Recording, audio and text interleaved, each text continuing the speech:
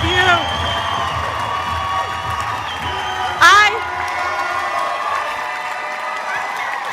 It was either Demi Falastini or welcome to Detroit. We'll end with welcome to Detroit, but thank you all so much.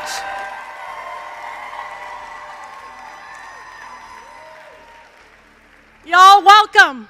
Welcome to the most beautiful, blackest city in the country, the city of Detroit.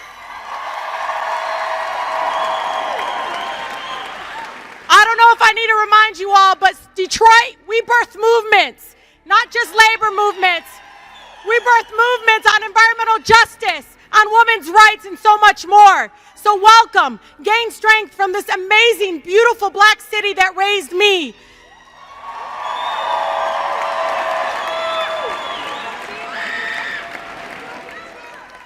You will always, every single one of you fighting for the liberation of Palestine will always be welcome in my city.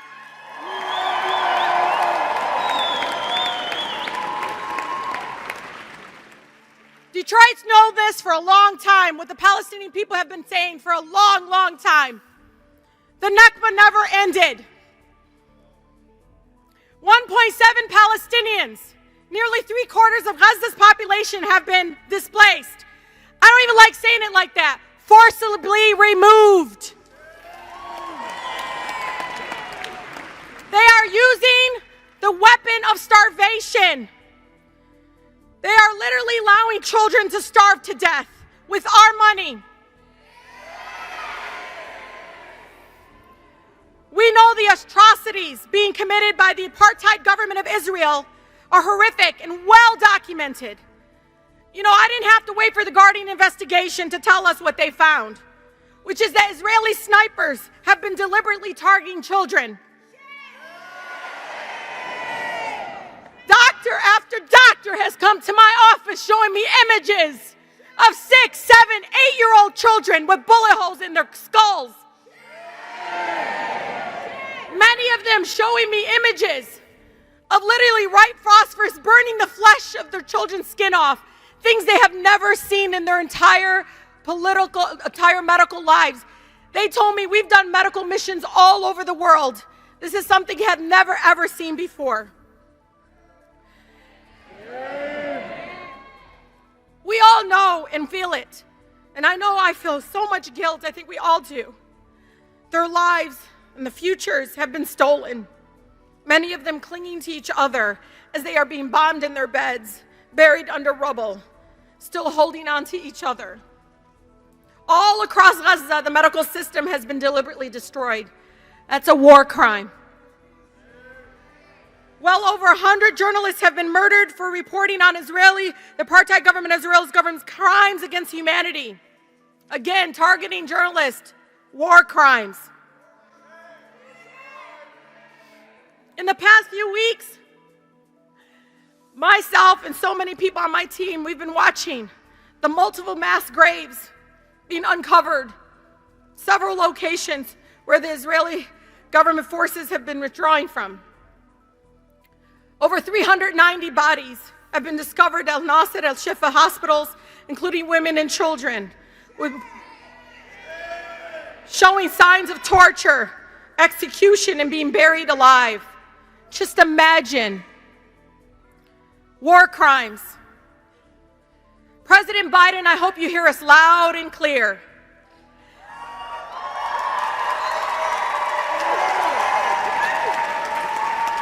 Attacking the authority of the International Criminal Court and interfering in the legal process is nothing more than an attempt to prevent the genocidal maniac Netanyahu and his senior Israeli officials from being held accountable for those crimes against humanity. You are an enabler, President Biden.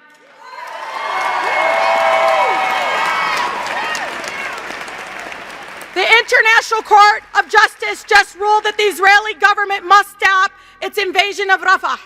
But President Biden says what's happening in Gaza is not a genocide. Where's your red line, President Biden? This is not even consistent with his own views on international law in the past, where he sit there and called and said Putin must be held accountable at the ICC. but he shields the murderous war criminal Netanyahu and the Israeli government official. They are asking us not to believe our own eyes. Each year, our country, and I say our country because it is our country, sends billions of dollars to maintain an apartheid government and support the ongoing ethnic cleansing of Palestinians. You all, every single bullet, every single gun, every single weapon, bombs that we send is a sacrifice of our own schools here at home. Many of which, when I go into the schools, have garbage bags over their drinking fountains because they don't have clean water.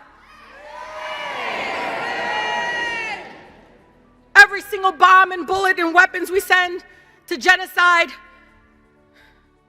is less money to house the unhoused.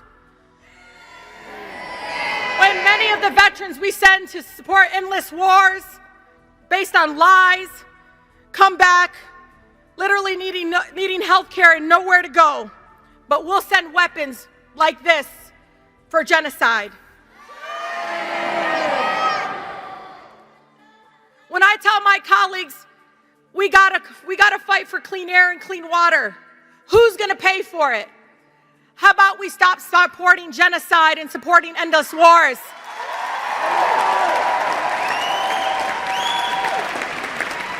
I know you all have heard me. Many of my colleagues come whispering to me, "I'm so glad you're here. I'm so glad you said that." Why are you whispering?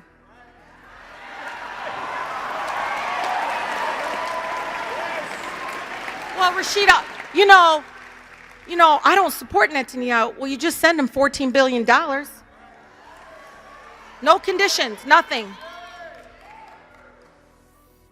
When I watch my colleagues, one by one, voting yes to send $14 billion to the apartheid regime, those committing genocide, all I kept thinking about is that us, the United States, is the primary investor and funder of genocide. We're literally co-conspirators. It's shameful. It's shameful when I come back to my district and I hear my seniors tell me, "Rashida, when are we going to get an increase in Social Security?" And they turn around and turn that TV on and see that we send billions and billions of dollars to literally slaughter children, families, their fathers, their grandparents, their aunts. But wait. You know when my colleagues are outraged? They're outraged over the protests on college campuses in our country. They're more outraged than that, than the atrocities happening right now on the ground in Palestine, the war crimes. Y'all, there's no universities in Gaza. We all know this. We say it over and over again.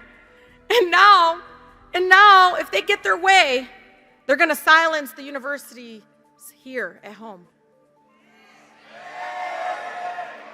It is appalling to witness the crackdown and violent repression of First Amendment protected speech and assembly on college campuses around the country. I just left Wayne State University's student encampment.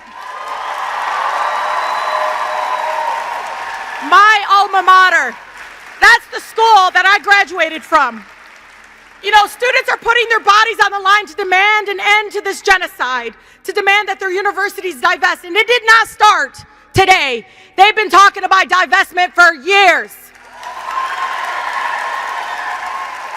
They're demanding their university divest from the same weapons and manufacturers that are sending the bombs to murder innocent children in Gaza and their families, to bomb literally hospital after hospital, targeting and killing journalists. But I want you all to think for a minute. Why are our universities invested in weapons and war in the first place? Why are these universities sending militarized police after their students to protect those investments in war? They are literally spraying them with chemicals for saying, "Save lives." It is disgraceful that the Biden administration and my colleagues in Congress continue to smear them for protesting to save lives, no matter faith or ethnicity. It is cowardly. But we're not going to forget in November, are we? I want you all to know, and I've said this before, it is hard being there. You know, it's hard being in Congress when you see them using racist tropes to describe those that are saying Palestinians deserve to live. Hateful, racist tropes about why we're standing up and saying enough. But I proudly hang the Palestinian flag in front of my congressional office.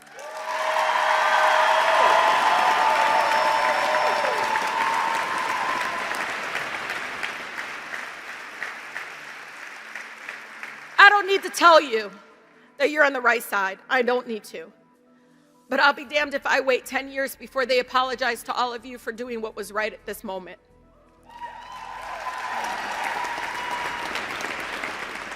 You know, mashallah, I am the eldest of 14 children. Say mashallah.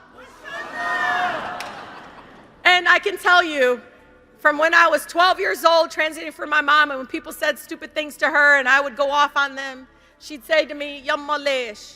Lesh انت الوحيدة بتسوي لي مشاكل. She'll say, Mom, why, dear? Why are you, out of all the kids, cause me trouble? Because you had to meet my grandparents. You had to. There's nothing like a Palestinian city. Nothing.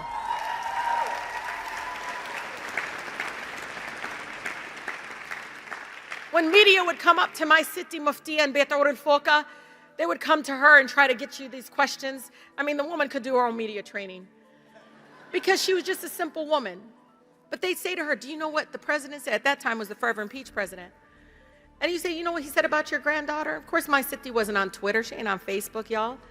So they tell her, and she goes, she says some little comments.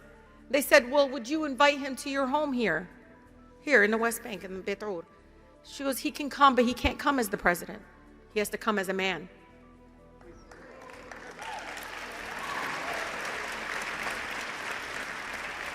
You know, my city died not a free woman. Allah yarhamha. And the only crime she ever had was she was born Palestinian. My city.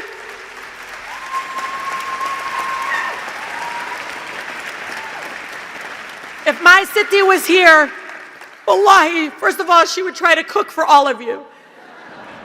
If my city was here, she'd tell you all, it shouldn't be controversial to say stop the genocide. She'd always say to me, ليش يا ستي بيعملوا هيك? Why are they doing this to us? And how do you tell a woman?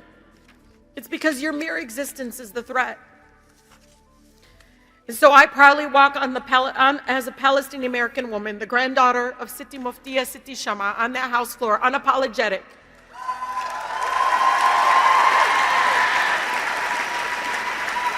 And sometimes it's hard, but being in space with all of you, it reminds me of what my beautiful, incredible black city reminded me, always, always. They remind me when I got censured, no one's allowed to tell you shut up but us, Rashida. They remind me that they can censure me, but they can't censure all of you. They reminded me that the President of the United States, nor did Congress wake up one day and say black folks should have the right to vote. They didn't. We had to demand it in our country. We had to march. We had to boycott. We had to do civil disobedience.